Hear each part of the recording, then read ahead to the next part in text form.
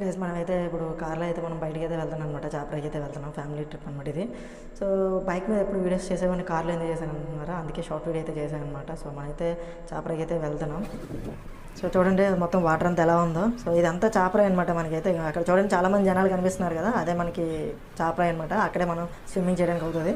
So చూడండి చాలామంది అక్కడ డ్యాన్స్ కూడా చేస్తున్నారు. అండ్ చూడండి ఎంతమంది జనాలు ఉన్నారు ఇంత సమ్మర్లో కూడా. మనం ఇప్పుడు వాక్లో అక్కడికైతే వెళ్ళాలి. మన కార్ అయితే పార్క్ చేసేసాం. సో నడుచుకుంటూ వెళ్దాం. సో మనమైతే ఇంకా అక్కడికి నడిచి అయితే వెళ్ళిపోతున్నాం.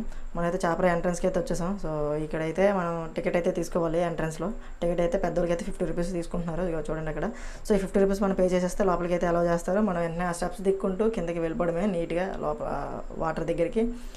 సో వాటర్ దగ్గరికి వచ్చేసాం. ఇందాకైతే మనం ఆ కార్నర్ నుంచి మొత్తం అంతా చూపించాను. సో ఇక్కడ నుంచి చూడండి ఎలా ఉందో. ఇంకోండి ఇదంతా వాటర్ ఎలా వస్తుందో చూసారు కదా. ఈ రోజు కూడా చాలామంది జనాలు ఉన్నారు, ఎందుకంటే ఇక్కడ సమ్మర్ అని కూడా లేదు. సో సమ్మర్లో కూడా చాలామంది వస్తున్నారు ఇక్కడికి.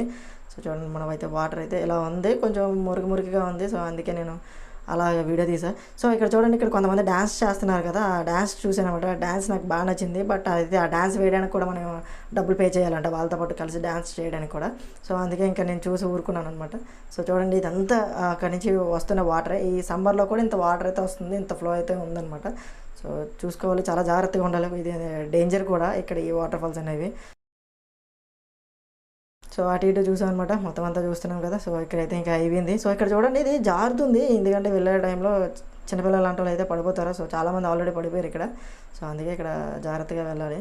సో మనం అయితే ఇంకా రిటర్న్ అయితే మనం బ్యాక్ అయితే వెళ్ళిపోతున్నాం, మనం కార్ దగ్గరికి అయితే.